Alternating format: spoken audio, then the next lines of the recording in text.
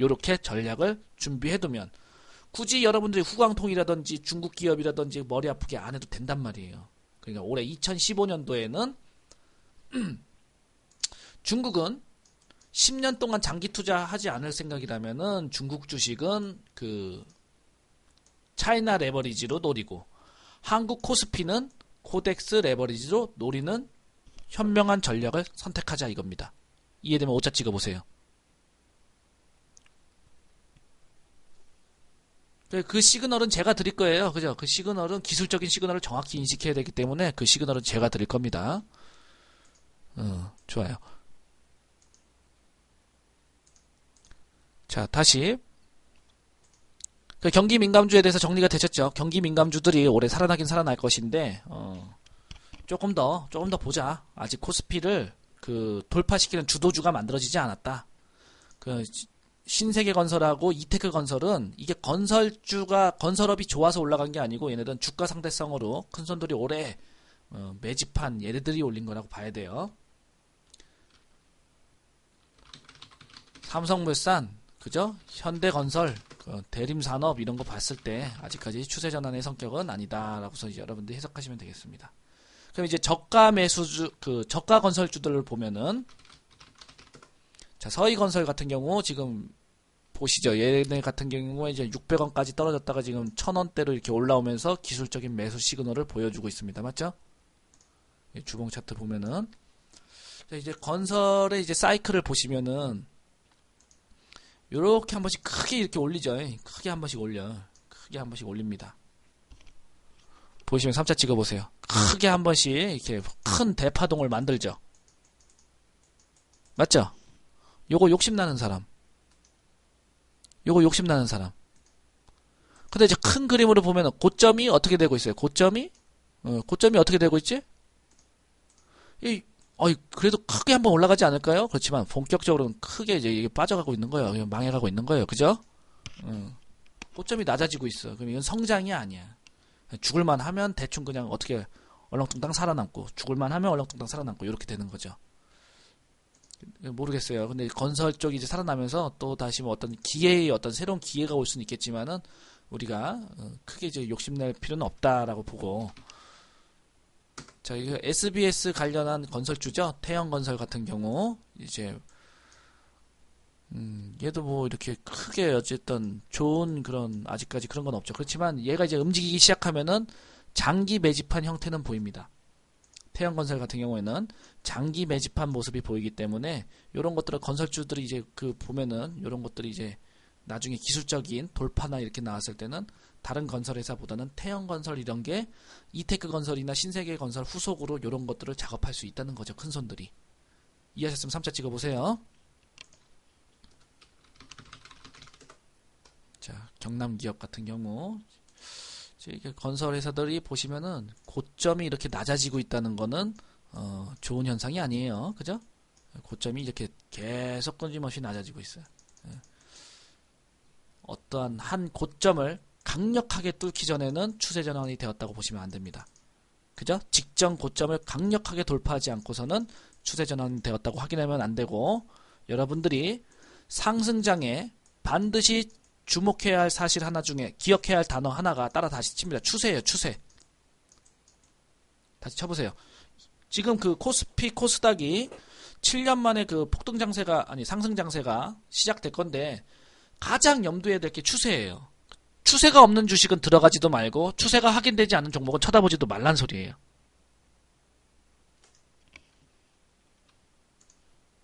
차라리 건설회사 중에서 랭킹 상위에 오른 종목들을 보면은 자, 이 종목도 보시면은 고점이 이렇게 계속 떨어지죠. 몇 년 동안 고점이 계속 떨어지다가 어느 시점 고점을 돌파하죠. 그죠? 그리고 이 고점을 돌파해. 고점을 하나씩 깨고 올라간단 말이야. 이런 놈들은 새로운 추세가 어떻게 됐다는 거예요. 새로운 추세가 만들어졌다라고 보는 거죠. 그죠? 장기 행보 후에 새로운 추세의 시작, 진행. 그러나 단기 급등하여 상승 추세선에 부딪혀서 조정 구간. 이해되면 3차 찍어보세요.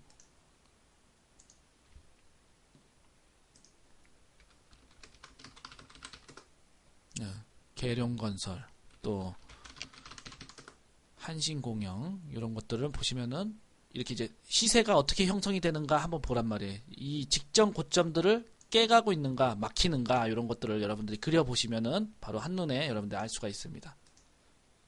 자, 어쨌든 경기 민감주 중심의 유동성 장세가 진행이 될 겁니다. 경기 민감주 중심의 그 표를 보여드리자면, 자, 수급을 보시면은 외국인들이 어때요? 외국인들이 거래소만 집중적으로 사고 있습니다. 어떤 거 사고 있냐면은 경기 민감주만 사고 있어요. 조선해운 철강 이런 쪽만 사고 있습니다. 그러니까 일시적인 돈으로 사는 걸 유동성이라 그러죠. 그죠? 근데 이게 일시적인지 아니면은 계속 이어질지는 몰라요. 왜냐? 차트로 봤을 때, 자, 외국인들 보세요. 2월달 말까지 내내 주구장창 팔다가 2월달 끝까지, 아니 1월 말 그 구정 전까지 내내 주구장창 팔다가 코스피 신저가 만들어 놓고, 그죠? 16개월 만에 신저가 코스피 만들어 놓고 개인들 다 떠나고 망가지니까 그때서야 돈의 힘으로 경기 민감주들 끌어올려서 수익률 게임 하고 있죠. 그죠? 이게 정말로 경기가 좋아져서 올라가는 것인지 아닌지 아직 검증이 안 된 거예요. 돈의 힘으로 올리는 건지. 이해되셨죠? 자, 여기까지 이해하셨으면 굿자 찍어보세요.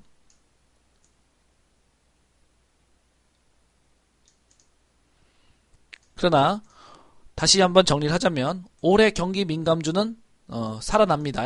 그죠? 올해 경기 민감주는 살아날 거예요. 근데 기업들 들어가면은 기업들이 갑자기 막 뉴스가 막 터질 거야. 막 유상증자 한다, 뭐 전환사채 발행한다, 뭐 어쩌고 저쩌고 뭐 합병한다, 막 이런 말들이 많을 거예요. 그래서 골치 아플 거란 말이에요. 그러니까 경기 민감주에 너무 예민하게 보지 말고 차라리 경기 민감주에 속한 종목 중에 신고가 치는 종목을 가란 말이에요. 아시겠습니까? 경기 민감주 중에 신고가 치는 종목이 있을 거란 말이에요. 그걸 이제 차트로 다시 보자면,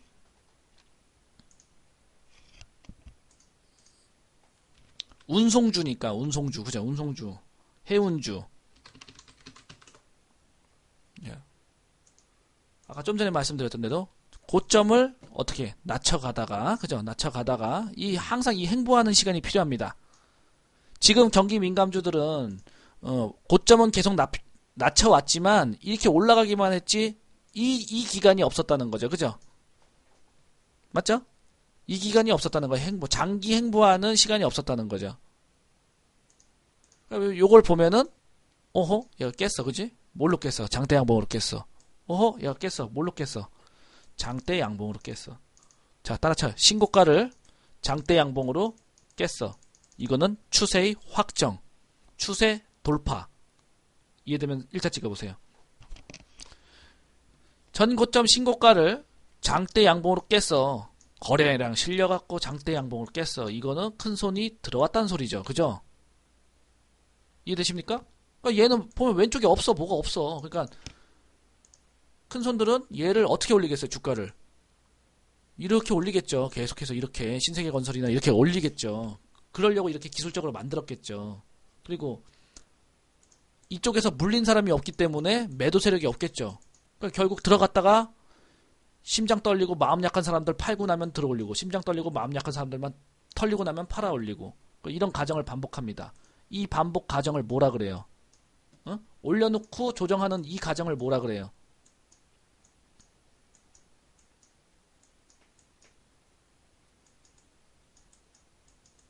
따라칩니다. 되돌림. 그렇죠? 되돌림. 그러니까 추세를 돌파해놓고 낮춰. 추세를, 그죠? 추세를 돌파해놓고 낮춰. 또 전고점 돌파해놓고 낮춰. 돌파해놓고 낮춰. 그러니까 오늘 우리가 배워야 될 거는 바로 되돌림에 대해서 집중적으로 공부를 하겠습니다. 아셨죠?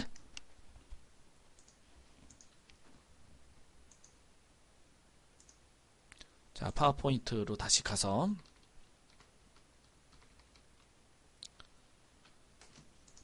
자, 아까 이게 보시면은 경기 민감주가 왜 회복된다, 부동산 가격이 왜 올라간다, 이 증거를 대냐면은 지금 보시면 미국의 주요 도시 가격이, 미국의 이제 주요 도시 이제 주택 가격이 보시면은 계속해서 이렇게 올라가고 있죠. 그죠? 주택가격 상승률이 계속해서 증가되고 있습니다. 맞죠? 그러니까 미국도 집값이 올라가니까 주식이 연일 신고가다. 이하면 일자 찍어보세요. 미국은 집값이 먼저 움직인 거야, 우리나라보다. 그죠? 미국도 서브프라임 리먼 사태라는 게, 서브프라임이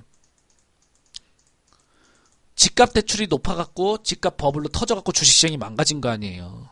근데 7년이 지나면서 집값이 상승하기 시작하면서 주식 가격이 급등하고 다우지수가 연일 신고가로 가고 있습니다. 자, 이 그림을 보면은 유럽도 주택 가격이 어때요? 쭉쭉 올라가기 시작하죠. 7년 동안 장기 정체되어 있다가 상승으로 전환되었습니다. 그러니까 유럽 증시 지금 그 차트가 어떠죠? 유럽 증시들 지금 주가가 어때요? 한번 봅시다. 자, 해외 지수 차트를 보면은, 자, 프랑스가 어떻죠, 지금? 자, 주봉 차트를 볼게요. 프랑스를 보면은, 집값이 올라가기 시작하니까, 얘네도 좀 폭등, 그죠? 또,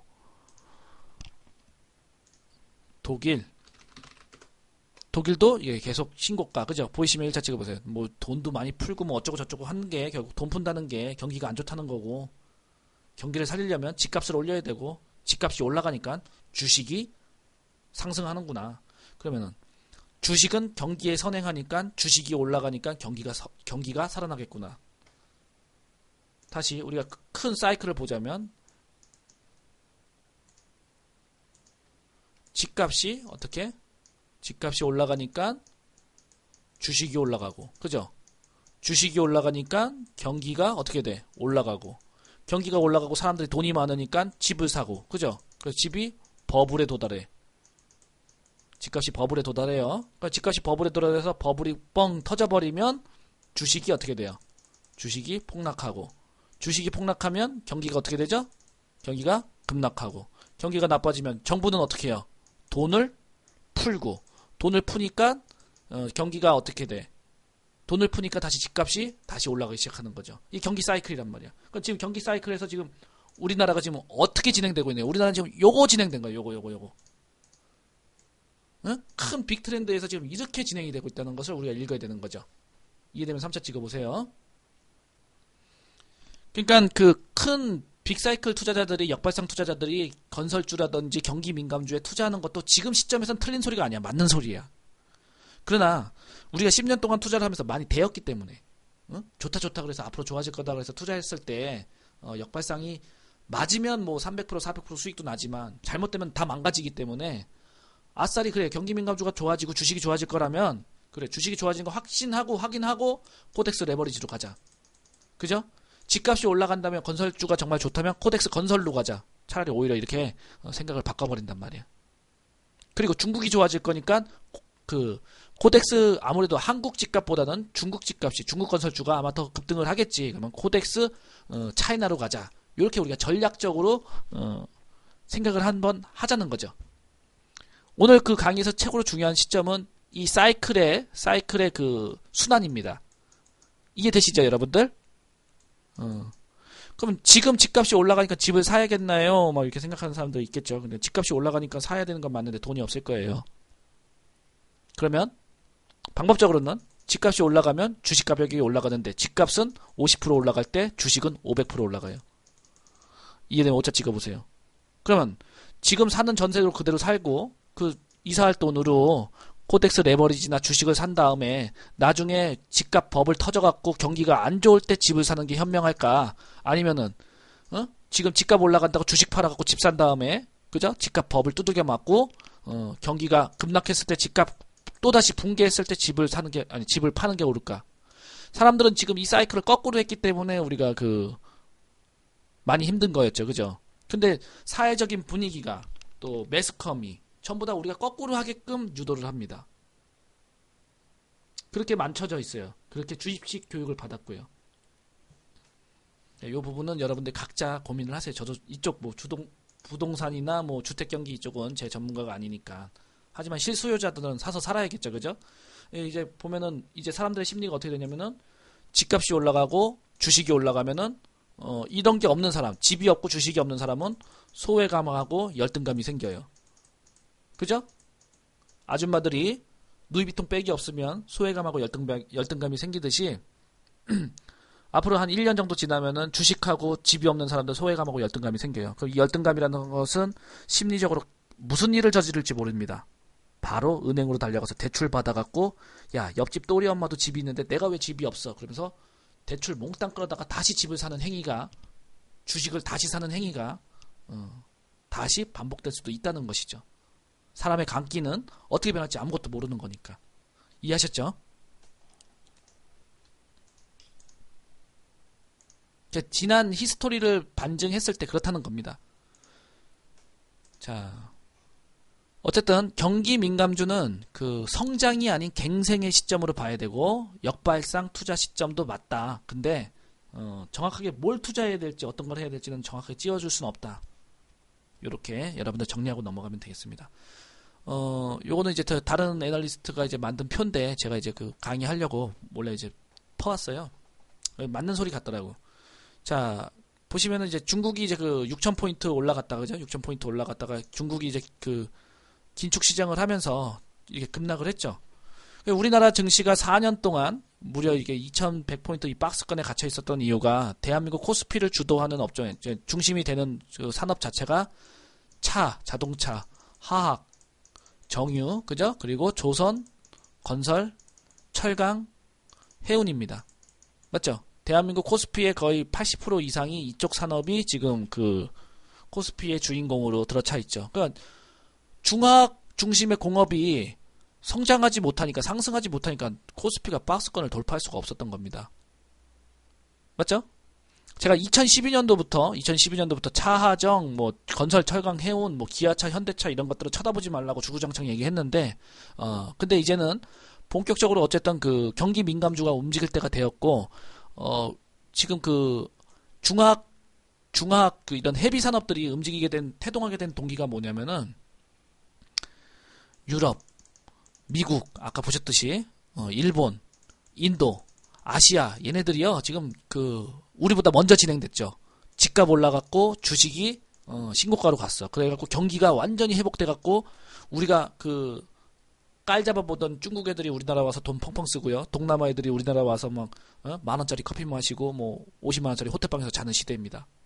태국 애들이 스키장 와갖고 뭐 VIP 뭐 1:1 원포인트 레슨 받고 우리는 지금 돈이 없어서 그런 꿈도 못 꾸는데 우리가 깔보던 동남아 애들, 말레이시아 애들, 뭐 이런 인도네시아 애들이 우리나라 와서 돈 펑펑 쓰는 시대가 된 거죠. 그죠? 그만큼 이제 그 아시아 경기들은 우리나라보다 먼저 경기가 회복되었기 때문에 이들의 이제 그런 소비 물동량이 폭발적으로 증가하기 시작합니다. 소비 물동량이 유럽, 아시아 이쪽에서 소비 물동량이 폭발적으로 증가하면은 보통 보면은 유럽도 그렇고 동남아시아도 그렇고 또 이런 나라 애들이 어떤 제조업적으로 뭘 만들어내지 않습니다. 중국하고 한국만 만들어요. 대만이나. 그쵸? 그게 뭐 우리나라가 이제 만들어내기 위해서 뭐 베트남에 진출하고 뭐 그랬는데 유럽 국가나 뭐 동남아 국가나 뭐 이런 나라들 보면은 제조업들이 거의 없어요. 예? 저기 뭐 남미도 그렇고. 그 보시면은 그래서 결국 우리나라 이쪽 우리나라 산업에서 만들어내서 먼저 가야 돼. 먼저 가려면 뭘로 가?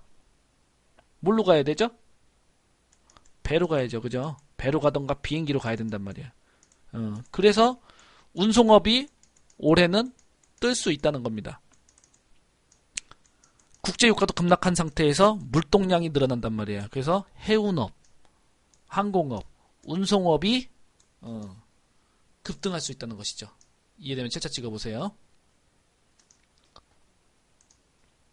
그만큼 이제 어쨌든 그 밑에서 올라갈 수 있는 산업들이 태동하고 있다는 것을 말씀드리고 싶은 거예요.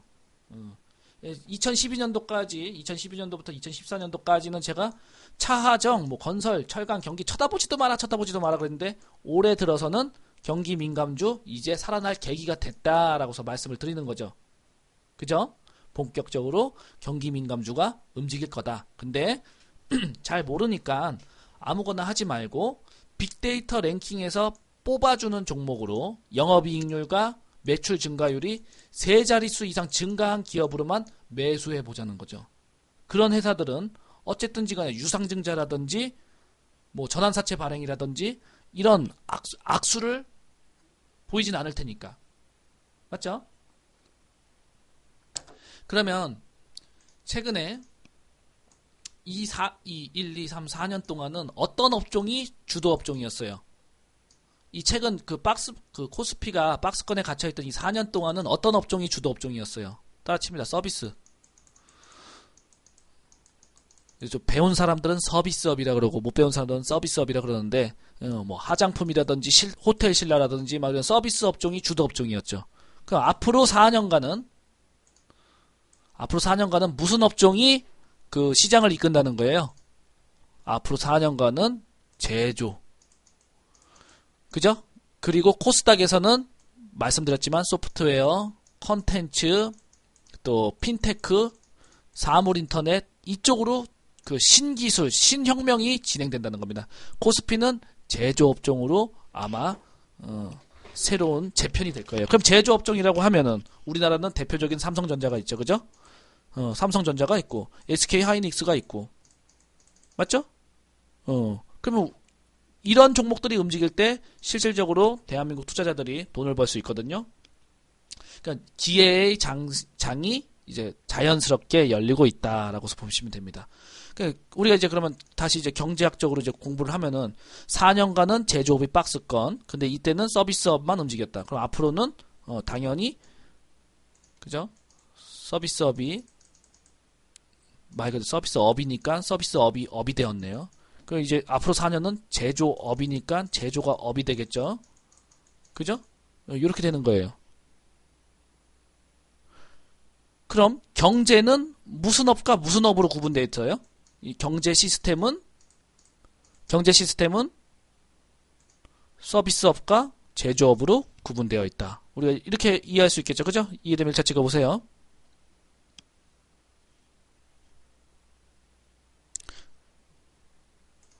그 서비스업에는 무슨 뭐 화장품이라든지 호텔이라든지 여러가지 유흥이라든지 그죠? 여러가지 소비 제품들이 많을 거고 제조업에는 뭐가 있어요? 제조업에는 뭐 목재, 철강, 뭐 강속, 에너지, 기계, 조선, 운수, 건설 요런 게 되죠. 그 최근에 급등주 탐색기에 뜨는 업종들을 보면은 뭐 이건산업이라든지 흥하해운이라든지 이테크 건설이라든지 보면 제조업 종목들이 훨씬 더 많이 뜨고 과거 시세 상승을 이끌었던 서비스 업종들 호텔 신라라든지 뭐 다른 이런 다른 종목들은 급격하게 침체되고 있다는 것을 우리가 큰 시세의 흐름으로 읽어야 되는 겁니다. 그러니까 2015년도부터 우리가 코스피에 투자할 때는 제조업 중심으로 영업이익률과 매출액 증가율이 세 자릿수로 폭등하는 랭킹 1위 종목을 잡아야 되는 거예요. 이해되면 5초 찍어보세요.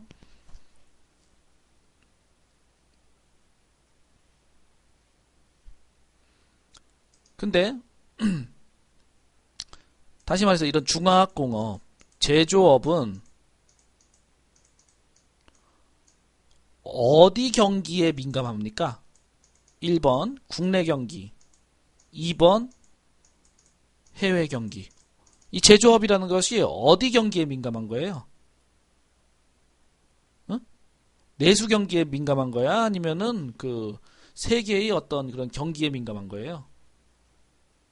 국내에는 뭐 5천만 명밖에 안 되니까 국내에서 무슨 배가 왔다 갔다 하거나 비행기가 왔다 갔다 하거나 뭐 이렇게 하지는 않죠. 그죠? 그러니까 해외 경기가 살아나야 제조업이 살아나고 제조업이 살아나야 한국 코스피가 박스권을 돌파하고 신고가로 간다는 거죠. 즉 2015년도는 코스피가 어떻게 되는 거야? 부상주상 부동산이 올라가기 시작하니까 주가가 올라갈 것이다. 그리고 코스피의 그 80% 정도 차지하고 있는 제조업이 세계 경기의 회복으로 살아나고 있다. 그래서 올해 코스피는 올해 그 코스닥 대박 난다고 말씀한 것처럼 코스피도 다시 대세 상승의 기운이 깃들었다라고서 이제 말씀드릴 수 있는 거죠. 이해하셨으면 7차 찍어보세요. 그러니까 2015년도 여러분들 배고프고 힘들고 지금 뭐 손수익률이 어떻다고 그런 거 신경 쓸 때가 아니고 대세 상승의 기운이 깃들었으니까 여러분들 심각하게 공부를 하고 집중해야 됩니다. 여러분들이 스마트폰으로 네이버 웹툰만 보는 사람들이 아니라면은 이런 경제 기사라든지 차트를 보면서 여러분들이 생각을 했을 때, 7년 동안 우리가 힘들었던 이유가 뭐냐? 이런 게 힘들었으니까 힘들었어. 근데 해외 지수 차트를 보니까 부동산 가격이 올라가면서 주가들이 막 올라가. 주가들이 올라가면서 제조업들이 살아나기 시작하네. 그러면 이 흐름이 그대로 우리나라로 돌아왔구나. 이것을 읽을 때가 된 거죠. 자, 이제 우리나라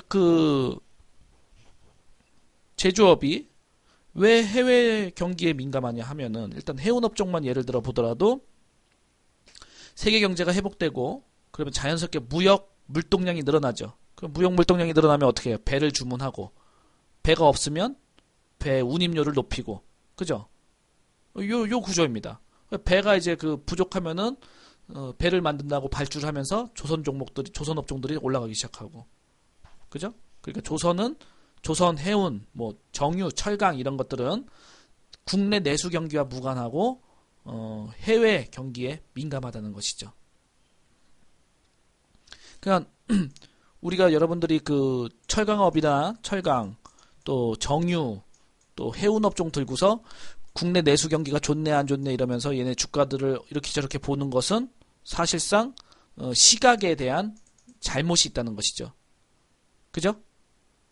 이런 업종을 들고서는 세계 경기 흐름을 봐야지 국내 내수 경기를 봐서는 안 된다는 겁니다. 자, 이렇게 파악하시면 될 것 같아요. 자, 다시 한번 그러면 세계 경기가 어떻게 돌아가는지 차트를 한번 보겠습니다. 자, 먼저 다우 지수예요. 다우 지수. 그러니까 세계 경기의 대장이라고 볼 수 있는 미국이 신고가입니다. 신고가라고 보이시면 여러분들 일자만 찍으면 돼요. 그죠? 지금 세계 경기 1위 국가인 미국이 지금 신고가입니다. 그 다음, 자, 프랑스, 그죠? 유럽의 요렇게 보시면, 요것도 지금 현재 신고가로 가고 있죠. 그죠? 그 다음에 이제 동남아시아 인구 4개국인, 세계 인구의 4위 국가인 인도네시아를 보면 신고가죠. 그죠? 자, 중국 보시면 이제 추세 전환은 되었으나 아직까지 요거 돌파가 안 된 거죠. 그죠? 요거 돌파가 안 된 거야. 그러니까 얘는 보실 때 요래 진행되고 있잖아요. 그죠? 그러니까 여기서 이게 파동이 나오면 이거 돌파하겠다는 시그널이니까 요 시그널을 주목해야 되는 겁니다. 아직까지는 타이밍을 재고 있다는 것이죠. 자, 독일 어때요? 어마어마하죠? 한번 올라가기 시작하니까 이것을 깨고 나니까 어마하게 올라갑니다. 자, 태국 보시면은 아직까지 전고 돌파는 못하고 있어요. 우리나라랑 조금 비슷한 흐름이죠. 예. 2007년도 이런데 보시면은, 자, 인도 같은 경우 어때요? 인도도 신고가로 가고 있습니다. 한국 코스피를 보면 얘만 그지 같죠. 한국 코스피를 보면 얘만 그지 같아요. 자, 지금 보면은 요렇게 이제 저는 그림을 그려요. 그래서 요 정도까지는 2050, 2070까지는 이렇게 올라올 수 있겠죠. 올라오겠지만은 요것을 돌파하는가 안 하는가를 조금 보고 나서 요거 돌파하는 것을 확인하고 나서 들어가도 늦지 않다라는 거죠. 왜냐면은 요것을 이렇게 돌파할 것이고 또 이렇게 조정받고 코스피가 연내에 요렇게 되고 상반기 6월달에 이렇게 조정받고 요렇게 올라갈 가능성이 높습니다. 아셨죠? 이해되면 책자 찍어보세요. 돌파를 한다면 이걸 돌파를 한다면 요렇게 갈 가능성이 높습니다. 그러니까 우리가 올해 2015년도에 다른 거 많은 생각하지 말고 돌파하는 타이밍을 노려서 코덱스 레버리지를 차곡차곡 채워가 보자. 그죠? 만약에 다우에 구글 투자한 사람은 주가가 이렇게 돼 있어요. 지금 또 애플 투자한 사람도 주가가 막 이렇게 스트레스를 받는데, 스트레스를 받더라도 다우를 추종하는 이런 인덱스에 투자했다면은 대박이 났겠죠. 그죠? 또 인도 인덱스에 투자했다면 대박이 났겠죠. 인도 사람이 저는 기업 몰라요 이러다가 인도 인덱스에 투자한 사람, 인도 사람이 인도 인덱스에 투자를 했다면 대박이 났겠죠. 독일 사람도 마찬가지로 자기네 나라 인덱스에 투자를 했다면은 아마 큰 수익을 지금 진행 중일 거라고 봅니다. 그러니까 그런 우리가 지금 현재는 그런 것들을 투자할 수 있는 그런 현명한 장치들이 마련되어 있으니까 코스피 대세 상승에 대해서 두려워하지 말고 장대 양봉이 나오면 코덱스 레버리지를 과감하게 질르는 전략으로 가겠습니다. 아시겠습니까?